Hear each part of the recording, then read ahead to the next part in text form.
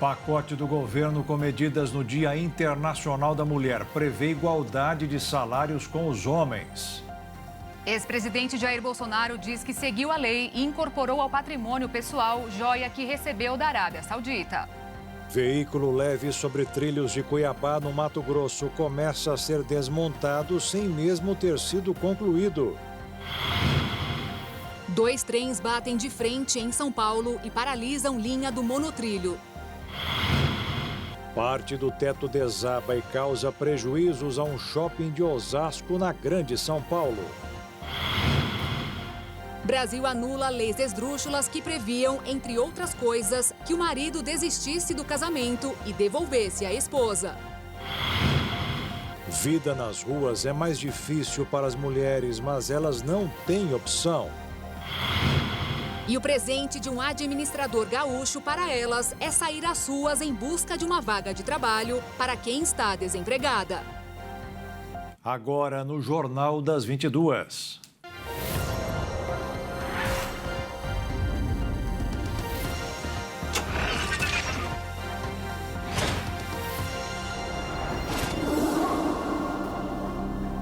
Olá, boa noite. Boa noite.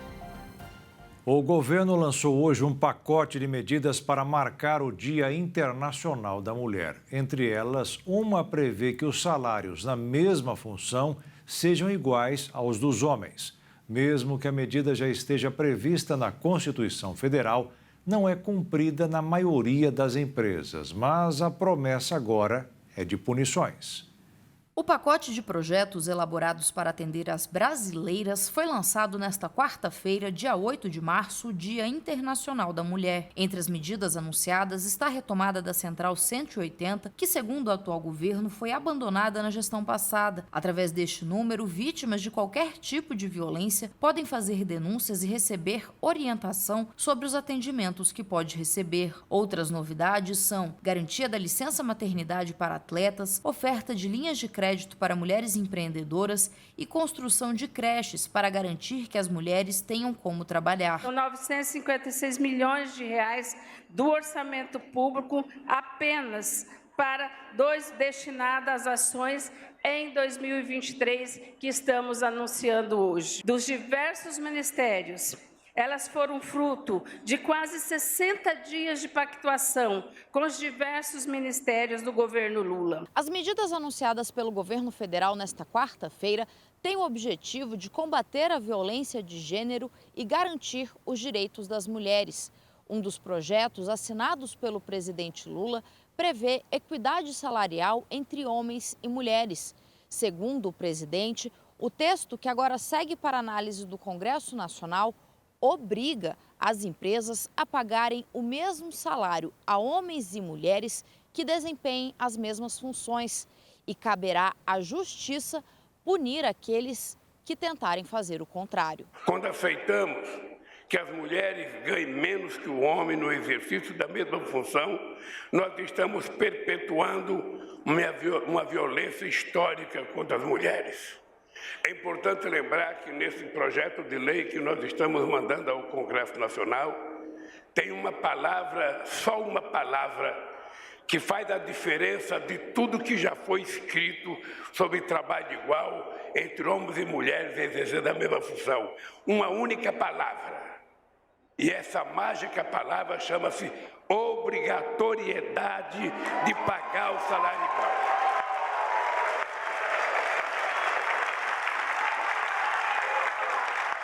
Vai ter muita gente que não vai querer pagar, mas para isso a justiça tem que funcionar para obrigar o empresário que não pagar aquilo que a mulher merece pela sua capacidade de trabalho.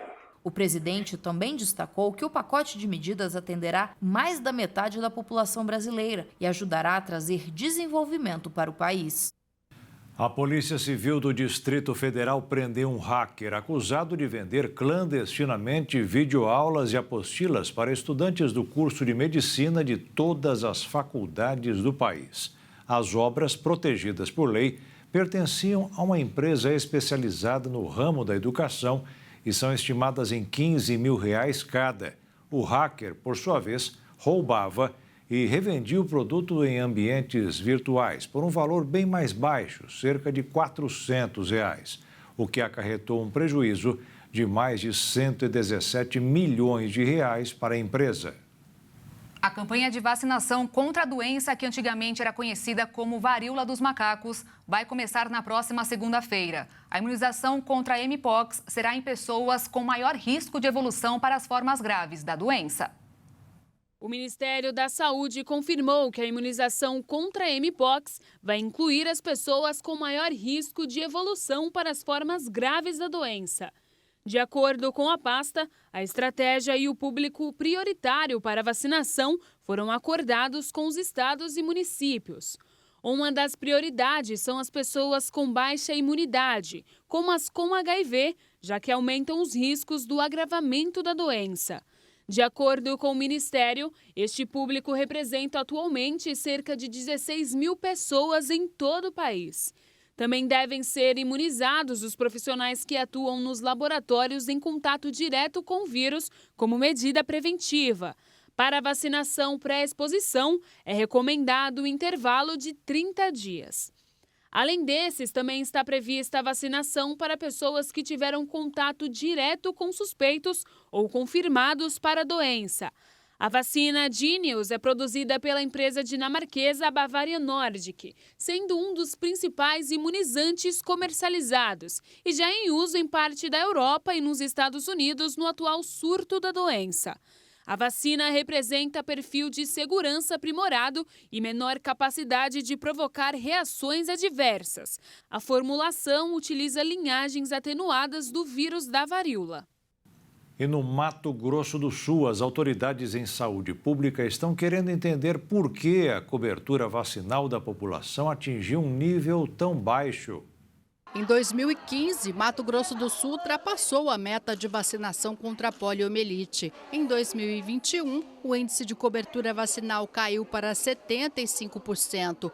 O ano passado, subiu para 85%, quando o patamar preconizado pelo Ministério da Saúde é de 95%. O Zé Gotinha completa 37 anos este ano. O personagem foi criado para tornar a campanha contra a poliomielite mais atrativa para as crianças. No ano passado, apenas 46% do público-alvo foi imunizado em Campo Grande. Mas não foi só o índice de cobertura vacinal da polio que despencou nos últimos anos no estado. De 2020 para cá, a meta do Ministério da Saúde não foi alcançada em nenhuma das 11 vacinas do calendário. Este médico epidemiologista, professor da Faculdade de Ciências Médicas da USP, coordenou a pesquisa para estimar as coberturas vacinais em todas as unidades da federação e os motivos para não vacinar. Mais de 20% comparece a uma unidade de vacinação, mas não consegue receber todo o seu esquema. Ou volta para receber as vacinas faltantes, ou muitas vezes não volta e aí fica com o esquema incompleto. Os dados foram apresentados durante evento realizado pela Fiocruz, no Bioparque Pantanal, para um público composto por autoridades governamentais e entidades de saúde. Para que uma criança até os 5 anos receba 17 vacinas, tem que comparecer à unidade de saúde mais de 30 vezes. Então a gente tem que facilitar esse acesso. 2 irmãos canadenses são os gêmeos mais prematuros do mundo. Adia Laelin e Adriel Luca nasceram depois de apenas 22 semanas de gestação. Em geral, uma gravidez dura 40 semanas. A marca foi reconhecida pelo Livro dos Recordes após completarem 1 ano de vida, no dia 4 de março. O recorde anterior era de gêmeos de Iowa, nos Estados Unidos, que nasceram em 2015 com 22 semanas e 1 dia. Shakina Rahendran, mãe dos bebês, foi levada às pressas ao hospital com apenas 21 semanas e 5 dias de gestação, após sentir contrações, dores extremas e ter sangramento. No local, os médicos disseram que os bebês não eram viáveis e tinham 0% de chance de sobrevivência, devido à idade gestacional, e que nada poderia ser feito para salvá-los. Só que um ultrassom identificou que os gêmeos ainda estavam vivos com batimentos cardíacos fortes e sem sofrimento. O resultado do exame fez com que eles fossem transferidos para o Hospital Monte Sinai, em Toronto, que é especializado em ressuscitar bebês nascidos a partir de 22 semanas. Depois de 161 dias na UTI neonatal, Adiá recebeu alta e uma semana depois foi a vez de Adrial. Ambos saíram do hospital sem tubos de respiração ou alimentação. Adiá é descrita pela mãe como uma menina alegre e divertida que gosta de rir, tagarelar e ser abraçada. Já Adrial é mais atencioso e gosta de olhar para as coisas e pessoas fixamente.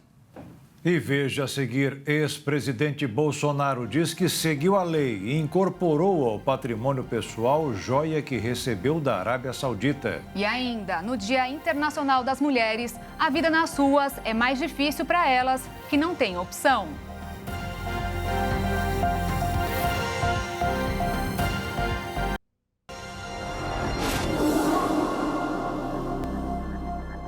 A Polícia Federal ouviu hoje um membro da comitiva do ex-ministro de Minas e Energia, Bento Albuquerque, que voltou da Arábia Saudita para o Brasil com as joias dadas de presente para a família do ex-presidente Jair Bolsonaro. A polícia informou que foi um depoimento relevante, mas não deu maiores detalhes, já que o processo corre sob sigilo. E a Receita Federal pediu hoje ao Tribunal de Contas da União 20 dias de prazo para dar todas as informações que colher para ajudar a apuração correta sobre o que a família Bolsonaro recebeu do príncipe da Arábia Saudita. O Tribunal de Contas da União vai investigar o caso das joias dadas de presente pelo governo da Arábia Saudita à família do ex-presidente Jair Bolsonaro. Uma deputada federal e o Ministério Público apresentaram representação ao TCU e agora o tribunal vai apurar a conduta do ex-presidente e demais agentes públicos envolvidos no caso. Em outubro de 2021, fiscais da alfândega interceptaram no aeroporto de Guarulhos um estojo de joias avaliado em mais de 16 milhões de reais que estava na mochila de um dos assessores do ex-ministro de Minas e Energia, Bento Albuquerque, após uma viagem oficial à Arábia Saudita. A Receita Federal deve ouvir o ex-ministro por causa deste episódio. Além das joias interceptadas, um segundo estojo de joias com canetas, abotoaduras, um rosário e um relógio entrou no Brasil de forma ilegal, segundo a Receita Federal, e foi entregue ao ex-presidente Jair Bolsonaro. A Polícia Federal deve ouvir os agentes públicos envolvidos neste episódio. Nesta quarta-feira, Jair Bolsonaro admitiu que recebeu esse segundo estojo de joias e incorporou todos os itens ao patrimônio. Bolsonaro segue nos Estados Unidos, mas deve retornar ao Brasil no dia 15 deste mês, conforme informou um dos filhos do ex-presidente através de uma rede social. Eu conversei com o advogado de defesa de Jair Bolsonaro, Frederico Assef, e ele afirmou através de nota que Bolsonaro declarou todos os bens de caráter personalíssimo recebido em viagem e disse que não há qualquer ilegalidade na conduta do ex-presidente. O Assef afirmou ainda que as informações estão sendo retiradas de contexto para criar narrativas que não correspondem com a verdade e causar confusão. De Brasília, Jaqueline Fonseca.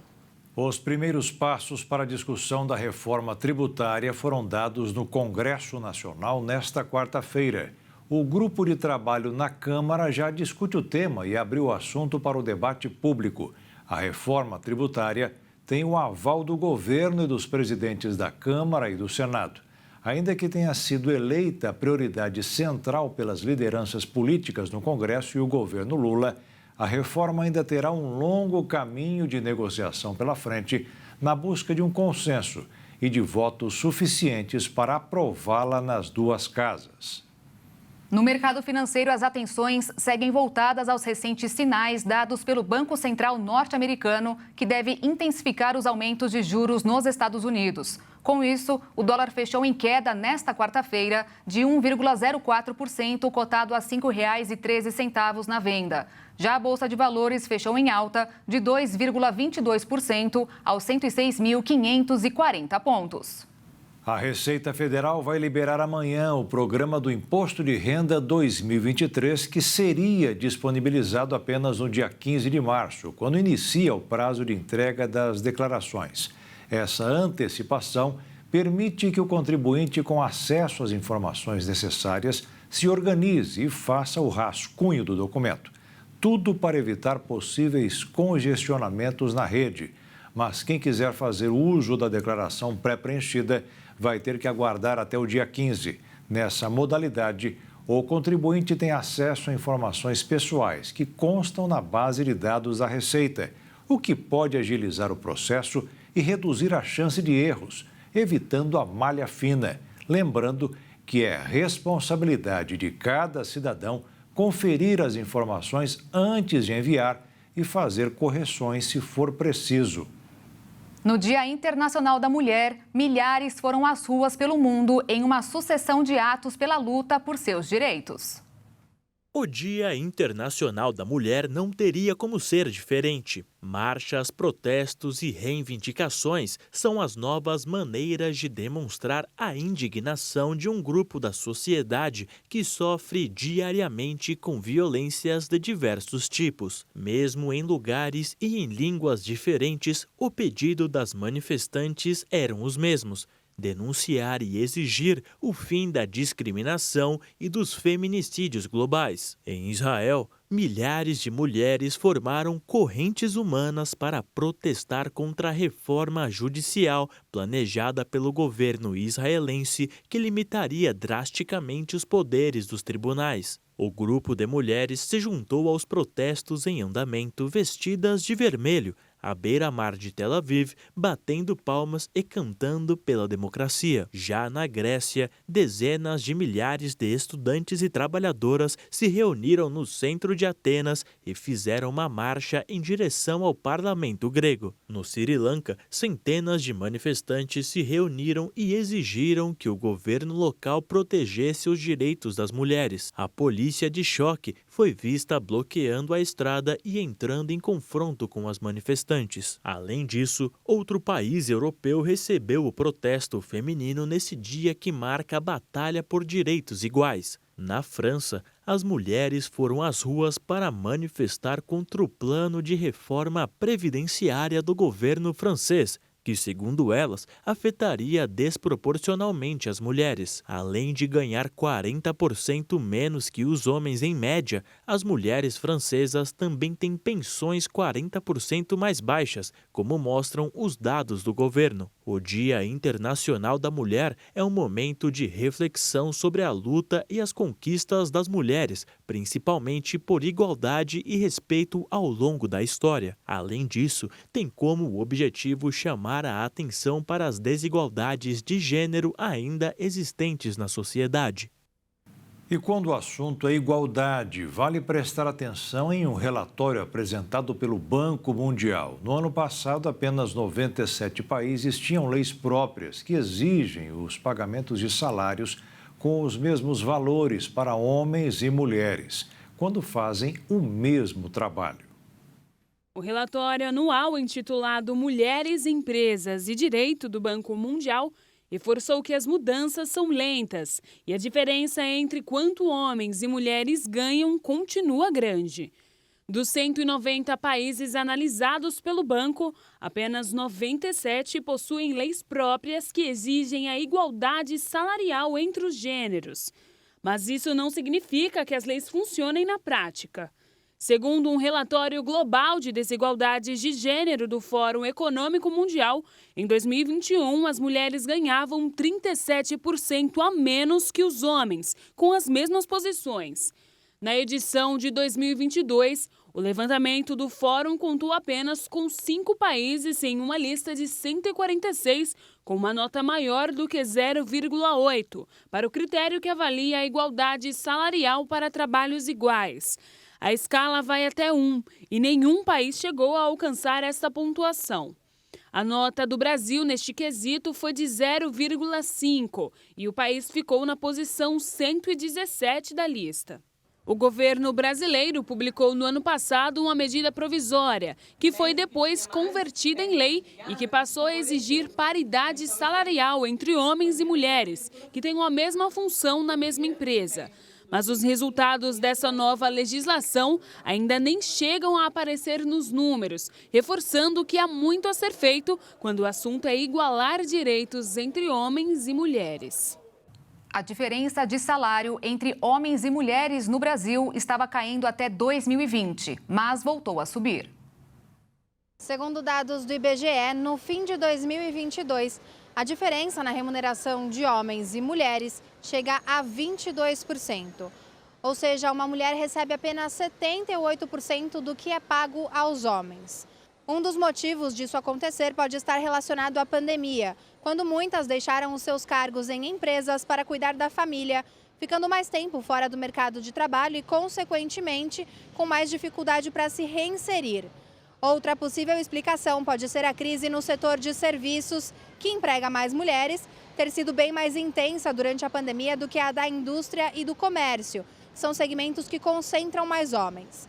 A diferença salarial entre os gêneros segue nesse patamar mesmo quando são comparados trabalhadores do mesmo perfil de escolaridade e idade e na mesma categoria de ocupação. Mesmo com a queda do desemprego nos últimos meses e do aumento no número de ocupados, o desemprego segue sendo mais alto entre as mulheres. A maioria das brasileiras em idade de trabalhar estão fora do mercado de trabalho. Dos 12 milhões de brasileiros desempregados, 6 milhões e 500 mil são mulheres. De São Paulo, Bruna de Giaimo. A crise social agravada pela pandemia levou milhares de mulheres para as ruas do Brasil. Marginalizadas, moradoras de rua de São Paulo revelam os desafios e riscos enfrentados no dia a dia. Nas ruas de São Paulo, sobreviver é mais do que um desafio. É horrível. Horrível demais. Esta é Josiane, apenas uma entre tantas mulheres que hoje habitam as ruas da capital. Ela conta que a cada dia escolhe um lugar diferente para dormir e na bagagem leva apenas o básico. Coberta e a escova de dente, né? Tá aí, né? Josiane mostra nas mãos as marcas da vida que deixou para trás quando veio a São Paulo em busca do parceiro. Eles contam que são de Rondônia, onde juntos trabalhavam na lavoura. Nós somos trabalhador, filho. Douglas revela que foi o vício em álcool que o trouxe até aqui para se internar em uma clínica de reabilitação. Quando saiu, lá estava a Josiane à espera dele, mas não tinham como voltar para casa. Além do pouco dinheiro, o casal ainda perdeu os documentos em uma das primeiras noites na cidade. No furto, até os sapatos dela foram levados. A cidade de São Paulo concentra 25% do total de pessoas em situação de rua no Brasil. Por aqui, 48 mil vivem assim. O maior patamar da série histórica, segundo dados do Cadastro Único. E apesar da maioria ser formada por homens, são as mulheres que relatam enfrentar os maiores riscos. Se não tomar muito cuidado, aí o pessoal judia. Josiane conta que quase foi vítima de um abuso sexual. Ele que não deixou, ainda bem que eu encontrei ele. E são várias as mulheres em situação de rua que relatam o mesmo. Furtos, roubos e agressões das mais diversas. Mulheres que assumem dormir com armas brancas sob o colchão para se protegerem dos perigos. Que enfrentam a humilhação de não terem um banheiro para usar, um chuveiro para tomar banho, um pão para comer. A fome dói. Tô vendo que apesar dessa situação, você tem esperança. Tenho. E vou voltar embora. E ela ainda agradece pela vida. Tem que agradecer. Independente de qualquer coisa. É ele. Só ele. E a seguir, 2 trens batem de frente em São Paulo e paralisam linha do monotrilho da cidade. E veja também, Brasil anula leis esdrúxulas que previam, por exemplo, que o marido desistisse do casamento e devolvesse a esposa.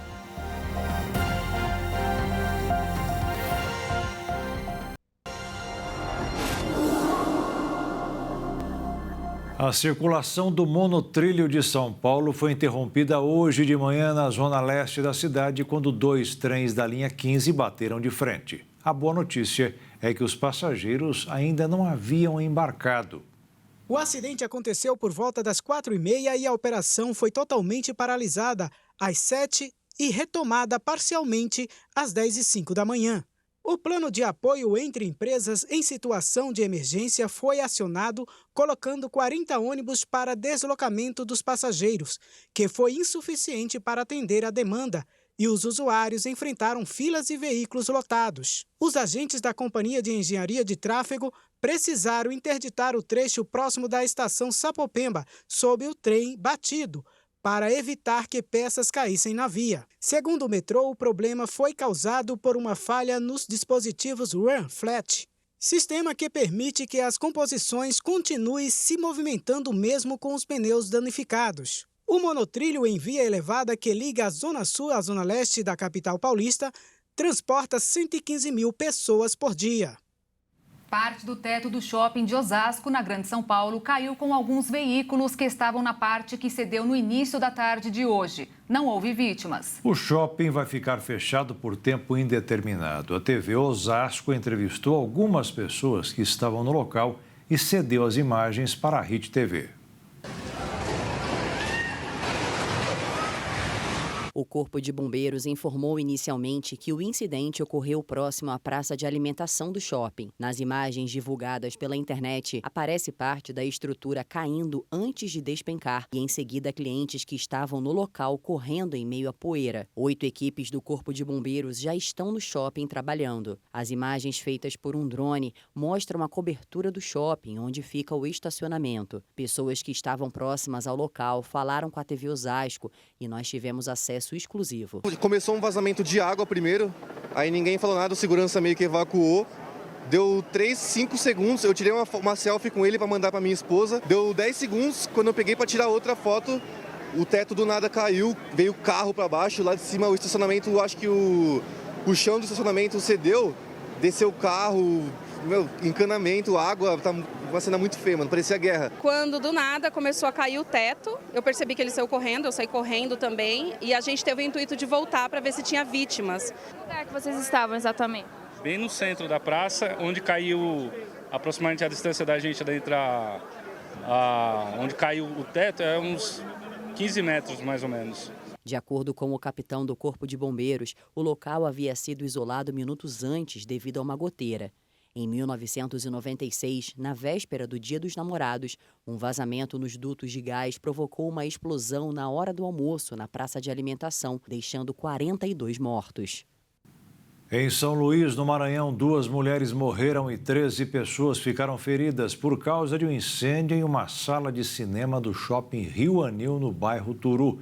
Segundo informações do Corpo de Bombeiros do Estado, o fogo começou na sala 3 e se alastrou de maneira extremamente rápida e tornando um incêndio de grandes proporções. Segundo informações, por volta das 10h30 da noite, um corpo foi localizado na sala 2. Na madrugada desta quarta, por volta da 1h30, o corpo da segunda vítima foi encontrado, mas não foi especificado em qual local. Em nota, a administração do shopping disse que está profundamente abalada com a situação. Além disso, informou que estão comprometidos com o cuidado e a assistência aos clientes que ficaram feridos e suas famílias. Flávio Dino, ministro da Justiça e Segurança Pública e ex-governador do Maranhão, lamentou o incêndio em publicação em uma rede social. Uma pessoa conseguiu pedir R$750 mil hoje no sistema de valores a receber do Banco Central. Foi o maior valor até agora. Hoje também foi batido o recorde de uma pessoa jurídica com R$252 mil. Segundo o último balanço do Banco Central, divulgado às 5 da tarde, R$180 milhões já foram autorizados para 2.700.000 clientes de bancos e outras instituições financeiras. O dinheiro é depositado na conta depois de 12 dias úteis. O Ministério Público do Distrito Federal apresentou à Justiça um parecer que pede a condenação do ex-piloto Nelson Piquet pelo comentário preconceituoso sobre o também piloto Lewis Hamilton no ano passado.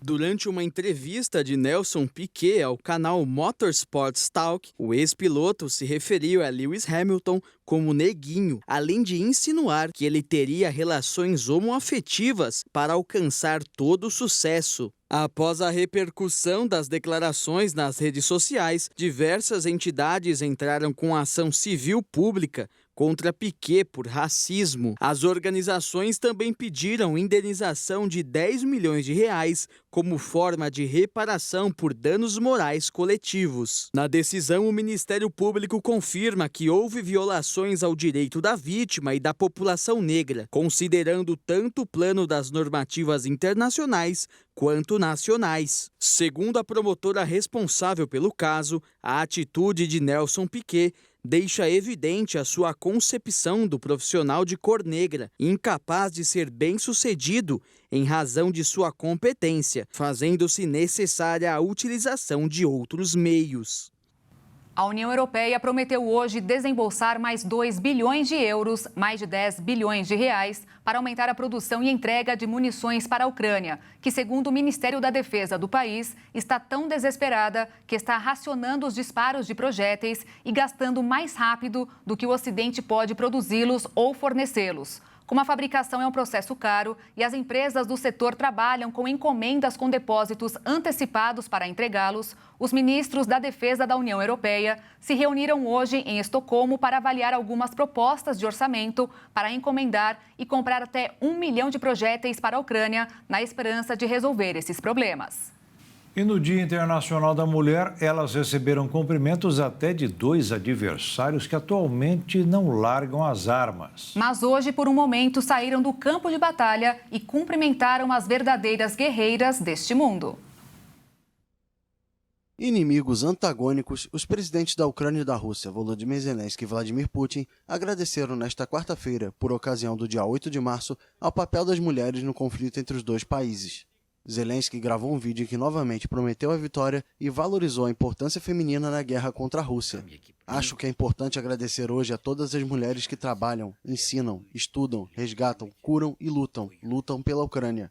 Este é um agradecimento a todas que dão a vida pelo nosso país. Em Moscou, Putin aproveitou o dia para saudar as mulheres que cumprem um dever a serviço da Rússia.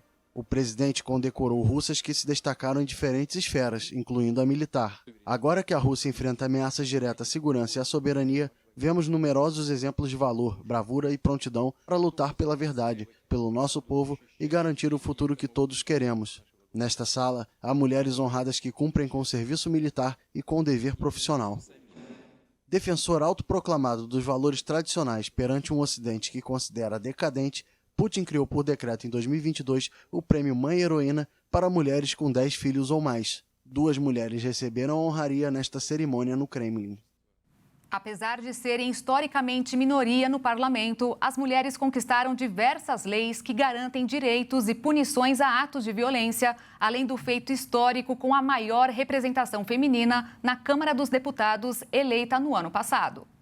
As 91 mulheres eleitas na Câmara ainda são 18% menor que a composição da casa. Em contrapartida, conquistaram diversos avanços na lei que combate a violência doméstica, garantindo direitos trabalhistas e permitindo a ampliação das candidaturas femininas. Além de não ser fácil, demorou um certo tempo até que elas ganhassem espaço. Para se ter uma ideia, só no ano de 2002, quando o novo Código Civil revogou o antigo, foram derrubados trechos absurdos que permitiam que o marido pedisse a anulação do casamento caso a mulher não fosse virgem. Após esse momento, as mulheres passaram a ter voz ativa e lutar pelos seus direitos, conseguindo a aprovação de diversas leis. Como, por exemplo, da Maria da Penha, considerada uma das mais importantes e um marco para as mulheres brasileiras, que tem como objetivo coibir e prevenir a violência doméstica e familiar, instituindo, por exemplo, medidas protetivas de urgência para garantir a integridade da mulher e dos familiares. Outro grande passo do combate à violência foi a criação de uma linha telefônica para atender denúncias de violência contra a mulher. Desde 2014, o Serviço de Atendimento 180 passou a ser operado pela Central de Atendimento. Outra lei criada nesse sentido foi a do feminicídio. No ano de 2015, o Congresso especificou no Código Penal o crime de feminicídio, quando o assassinato ocorre em razão da vítima ser mulher. Segundo a lei, o crime envolve violência doméstica e familiar e o menosprezo ou discriminação da condição de mulher.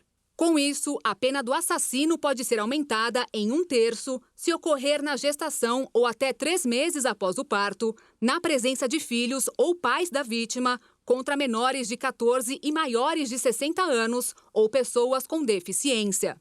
Já em 2018, o Congresso tornou crime a importunação sexual, o ato libidinoso praticado contra alguém sem autorização a fim de satisfazer desejo próprio. Casos como toques inapropriados, beijos roubados e assédio em transportes públicos.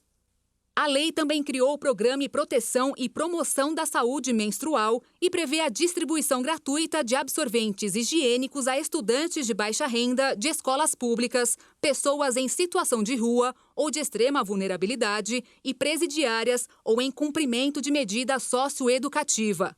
Mas não foram só leis e projetos contra a violência que foram conquistados pelas mulheres. No ano de 2013, foi promulgada a PEC das Domésticas, que garantiu novos direitos trabalhistas para a categoria e 2 anos depois, sancionada a regulamentação da lei, estabelecendo quais seriam os benefícios para essas trabalhadoras, em sua grande maioria, mulheres de baixa renda. Em 2009, com a intenção de colocar mais mulheres em cargos públicos, uma lei estabeleceu que pelo menos 30% das candidatas a vagas de deputados e vereadores seriam para o público feminino. Porém, a lei não atingiu seu objetivo, já que foram lançadas candidaturas laranjas apenas para cumprir a cota.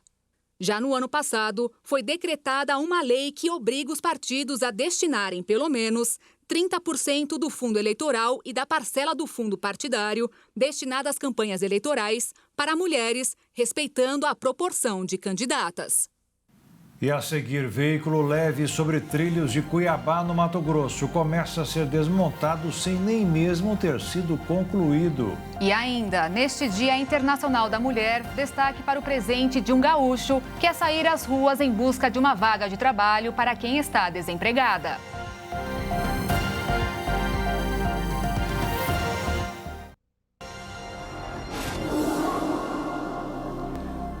As mulheres ainda são a maioria dos desempregados do país, mas lá no Sul elas têm uma ajuda especial nessa questão. Em comemoração ao Dia Internacional da Mulher, você vai conhecer a história de um gaúcho que dedica as horas vagas criando estratégias para ajudar desempregadas na conquista de uma oportunidade no mercado. A bicicleta rosa chama a atenção por onde passa. A engenhoca, cheia de boas intenções, foi criada por este administrador gaúcho para celebrar o Dia Internacional da Mulher. É a bike delas, não somente para o Dia da Mulher, mas para todos os dias, porque todos os dias é o Dia da Mulher. A criação nasceu com um objetivo especial. Com a bike itinerante, o voluntário roda pela capital e região metropolitana do Rio Grande do Sul para ajudar mulheres que estão em busca de um trabalho. Entre os desempregados do país, as mulheres são maioria. Segundo dados da última pesquisa nacional por amostra de domicílios do IBGE, elas representam 54% dos 8.600.000 brasileiros sem emprego. Elas deixam um currículo comigo. Eu arrecado esses currículos tudo de forma gratuita. Tiro cópias e saio distribuindo em empresas que estão contratando. Na bicicleta, Cacá ainda leva maquiagem, roupas e calçados que arrecada para doar a mulheres que não têm o que usar em uma entrevista de emprego. A maioria das mulheres que me procuram são mulheres vítimas de violência doméstica. Saíram de casa com a roupa do corpo, foram morar na casa de uma amiga, de um parente, e eu tento de alguma forma, através desses trabalhos voluntários, ajudar nessas guerreiras aí que estão em busca de dignidade. Dignidade que Cacá diz ter perdido no passado. Desempregado, morou nas ruas, passou fome, comeu comida do lixo, até conseguir uma nova oportunidade. E fui trabalhar numa agência de empregos. E foi ali onde tudo começou. Onde eu aprendi desde como elaborar um currículo, o que falar nas entrevistas de emprego, como se portar, se vestir nas entrevistas de emprego. E foi essa experiência que o administrador resolveu compartilhar, sempre com ações voluntárias bem criativas. Já fez o delivery de currículos, o varal do desempregado e até uma paródia com um álbum da Copa. E como eu já tenho muitos contatos com empresas e com agências de emprego, porque é natural, eu já faço isso há muitos anos, eu compartilho essas informações. Pelas redes sociais, Kaká conta que já recebeu retorno de aproximadamente 20 mil pessoas que dizem que conseguiram trabalho com a ajuda dele. 80% delas, mulheres. Mas a única coisa que eu falo, porque eu falava para mim mesmo, quando eu estava na rua, eu sempre disse, perca tudo menos a fé. O mundo ele dá voltas, ele gira, e hoje a gente está por cima, amanhã a gente está por baixo, a gente vai perder muitas coisas, a gente vai ganhar de volta. Então percam tudo, só não percam a fé.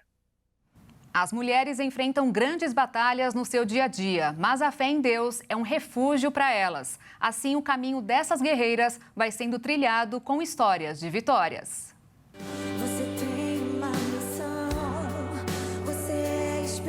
Lutas, conquistas, batalhas. As mulheres são guerreiras por si só. Atravessam caminhos e dores que talvez os homens não suportariam. Foram feitas, além de tudo, para dar a vida e nela traçar caminhos que influenciem maridos, filhos e edificam as suas casas. E nessa história cabe perfeitamente a vida da pastora Ivonete Santos, que há mais de 20 anos está dentro do Ministério das Mulheres que Vencem, da Igreja Internacional da Graça de Deus, para levar uma palavra de consolo, fé e esperança para aquelas que por algum momento se perdem nos caminhos da escuridão. Todos os dias ela tem sido fortalecida, né, através ali da palavra de Deus. E em si também a gente tem visto inúmeros testemunhos, mulheres abençoadas ali na sua vida profissional, no seu dia a dia, casamento, principalmente na vida dos filhos. Elas têm buscado isso em Deus e o Senhor tem abençoado.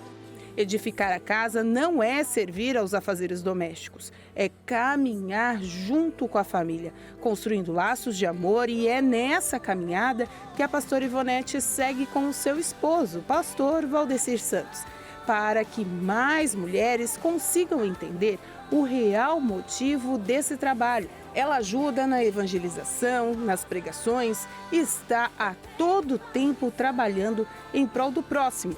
E para ela, só há um sentimento dentro dessa caminhada tão importante. Isso se resume em uma palavra: gratidão. Gratidão a Deus por tudo que Ele fez por mim, e para mim é um privilégio servir ao Senhor nessa missão a qual Ele me chamou. Amém? Então eu me sinto muito feliz e grata por Ele, por estar aqui todos os dias, na medida do possível. Claro, tem dias que eu não posso, mas estar lado a lado do meu esposo, isso tem mais de 20 anos. Para mim tem sido uma grande bênção e eu sou muito feliz por isso, muito grata a Deus por isso, nessa missão a qual Ele me chamou.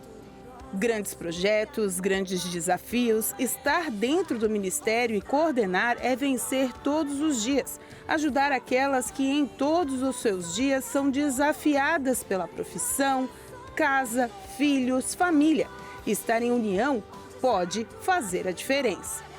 Tem grandes projetos e tem abençoado, alcançado muitas mulheres, seja através do evangelismo, através do louvor, através dela buscando pela família.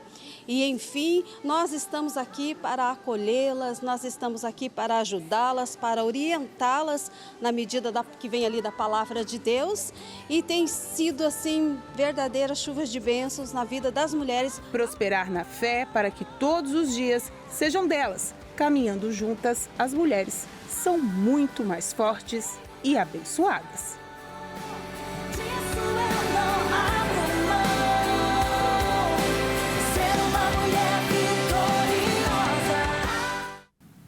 E o Jornal das 22 termina aqui. Obrigada pela sua companhia e um feliz Dia das Mulheres a todas que acompanham a HIT.